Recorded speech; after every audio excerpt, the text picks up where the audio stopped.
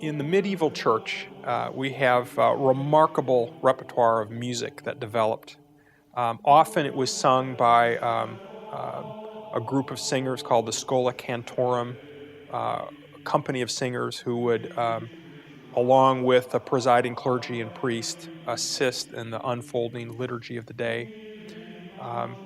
It was practiced, this plain chant, both in parish churches as well as in monasteries, though some differences emerged in these different contexts. But much of the music that we have record of was music with one simple melody, monophonic music. Would be sung typically in unison.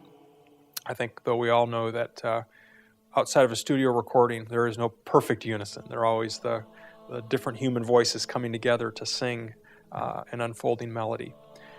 But then, over the course of especially the late Middle Ages, increasing complexity emerged with that music. So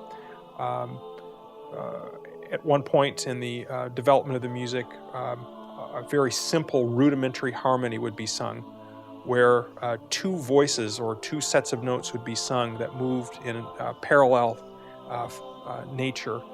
This shift in sacred music from a single voice to multiple voices singing in harmony also inspired the writing of masses and requiems to highlight the newfound range of choral singing.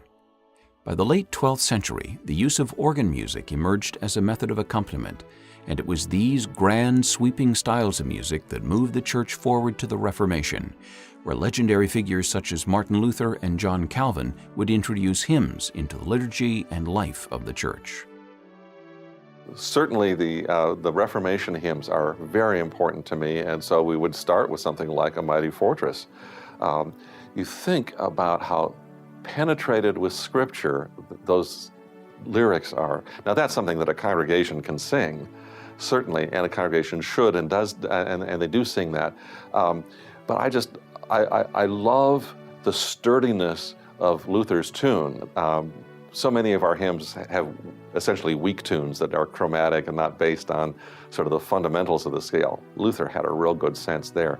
But he also then took Scripture and, in this case, Psalm 46, and recast it in Christian terms, recast it in terms that could be remembered because there was meter and there was rhyme and rhythm and those kinds of elements which help people to take things that otherwise they might read and lose and commit them to memory, make them part of their experience.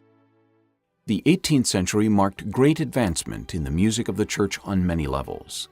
In Europe, composer Johann Sebastian Bach, sometimes called the fifth evangelist for his gift of sacred music, gave the world many grand organ and choral works. His famous Mass in B minor was said to have been the supreme cultural achievement of all Western civilization. Equally devoted in his passion for church music was George Frederick Handel, whose oratorio, The Messiah, became one of the most popular sacred choral works, still performed by orchestras and choirs around the world. Likewise, the rise of hymn writing transformed the English Church.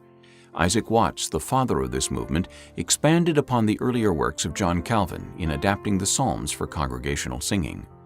His Hymns and Spiritual Songs was released in 1707, which contained the timeless hymn, When I Survey the Wondrous Cross. Watts may have pioneered modern English hymnody, but it was the Wesley brothers, John and Charles, who spread the movement abroad with a new Protestant denomination known as Methodism.